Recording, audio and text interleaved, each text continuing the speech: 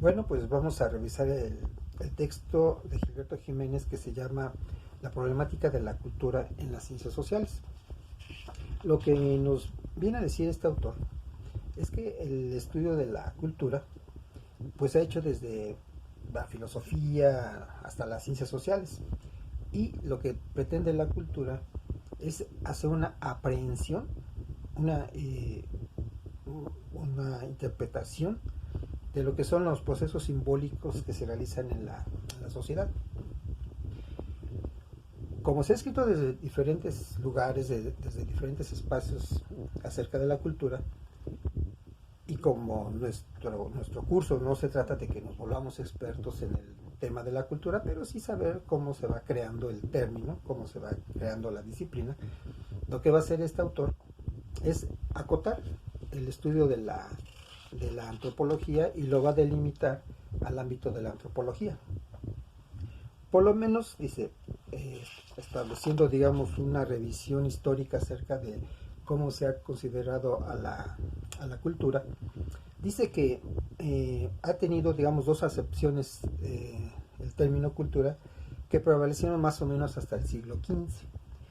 Y uno es que es una acción activa que se asemeja mucho a lo que tiene que ver con el cultivo. Es decir, el cultivo, cuando uno siembra una semillita y le va echando agüita y va creciendo y se hace la planta y después se hace un árbol enorme, un roble, así sería una analogía entre la acción de cultivar hábitos, cultivar costumbres, cultivar en algún tema al sujeto en su comportamiento, en su forma de vida, en su estilo. Entonces, en la escuela sería algo similar. El sujeto se va formando, se va cultivando, hasta cuando llega un momento en que aquello ya está cultivado, o sea, ya se llegó a un cierto límite, y por lo tanto, así como la analogía de que ya la semillita ya se convirtió en un roble, cuando el sujeto ya fue cultivado, entonces ya posee toda una serie de conocimientos, de hábitos, de formas de ser, de todo un estilo de vida. Digamos, ese es más o menos el significado que se le dio al término cultura más o menos hasta el siglo XV. Luego ya por el siglo XVIII prevaleció un enfoque que le dieron los alemanes, en el sentido de que pues estaba el desarrollo industrial, entonces pues lo culto tenía mucha relación con la civilización, con el desarrollo industrial, con la urbanidad o la urbanización, la creación de las grandes ciudades. Entonces se asemeja a la cultura con el progreso material, con los valores utilitarios, con la revolución tecnológica, y por lo tanto la cultura se identifica como un proceso paralelo espiritual, ético, estético e intelectual. Este enfoque pues se da en ese siglo, y bueno, pues en este momento, cuando empiezan a aparecer las instituciones, sobre todo estamos viendo que se trata de Europa, aparece el Estado-nación, las instituciones europeas, y por lo tanto aparece la escuela como tal, la escuela liberal, que es la que se va a encargar pues de toda esta cuestión del tema de la educación, y las instituciones que se van a encargar de pues de divulgar lo que consideran que es la cultura y lo que no es, y obviamente su concepto en Europa acerca de lo que consideran que es lo culto. Y se empieza a privilegiar el sentido objetivo de las cosas. Entonces, ¿cuál es el sentido objetivo de las cosas?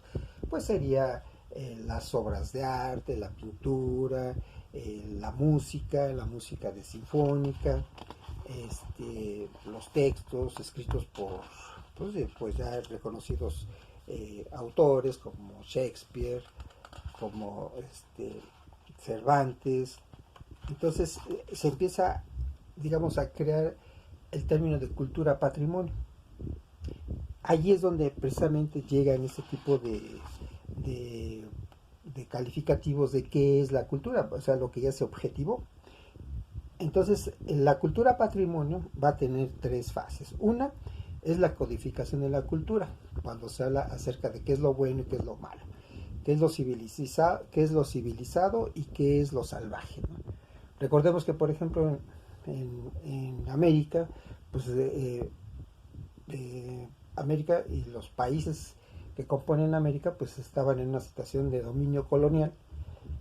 Por lo tanto, lo culto, lo civilizado estaría ya en los países europeos y lo incivilizado o lo atrasado o lo vulgar estaría en los países dominados, ¿no? Colonizados.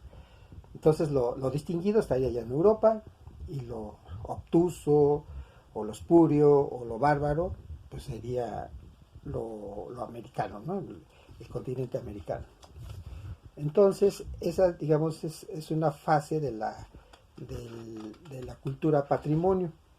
Después, bueno, después de esa jerarquización que se da en el término de la cultura, viene la codificación de la cultura y es cuando se crean las instituciones que van a ser garantes de lo que es culto y de lo que es inculto.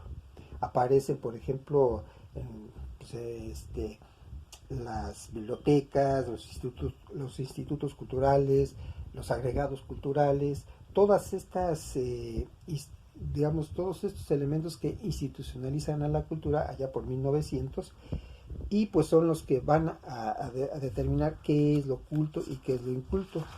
Esta fase más o menos llega hasta 1960, cuando ya las interacciones económicas en los países ya se han llevado a cabo de una gran forma, ya se habla, por ejemplo, de la globalización, y es cuando el mercado ya entra muy fuerte en todos los ámbitos de la vida social y política de las naciones, y entonces es cuando se mercantiliza la cultura. Entonces vamos viendo cómo va cambiando el significado de cultura y quién va determinando qué es lo culto y qué es lo inculto. Entonces, cuando llegamos a 1960, ya el mercado es el que empieza a determinar qué es la cultura.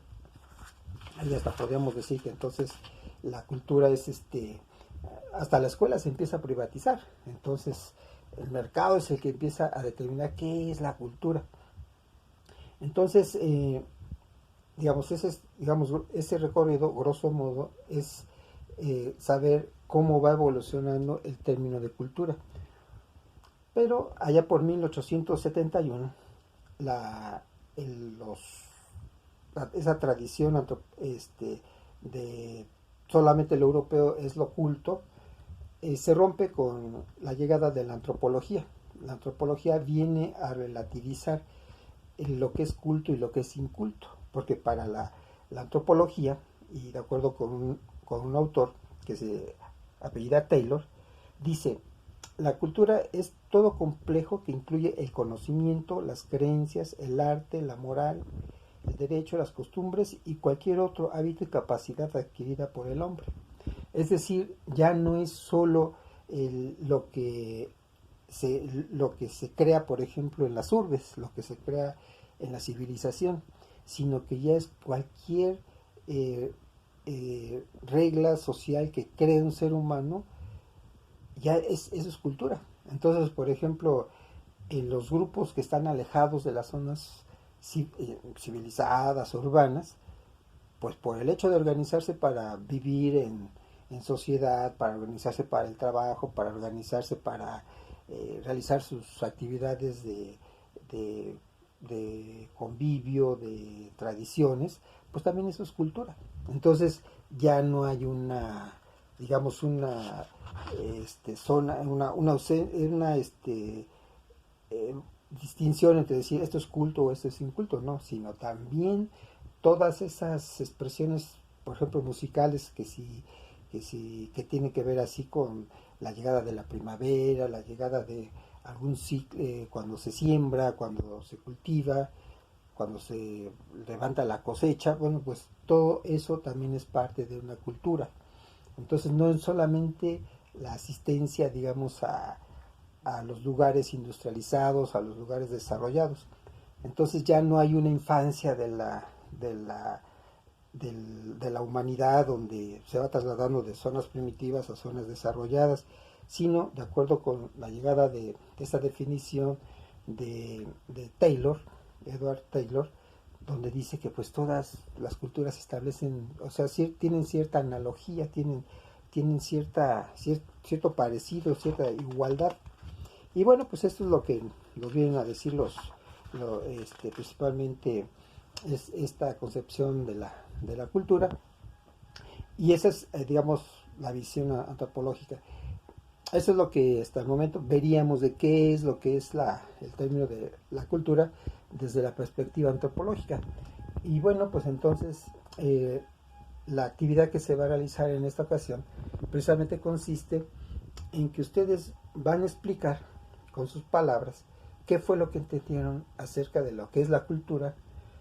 Pues tienen el PowerPoint que les envié, estos comentarios que yo les estoy haciendo, y pues lo subirán sus comentarios aquí al canal.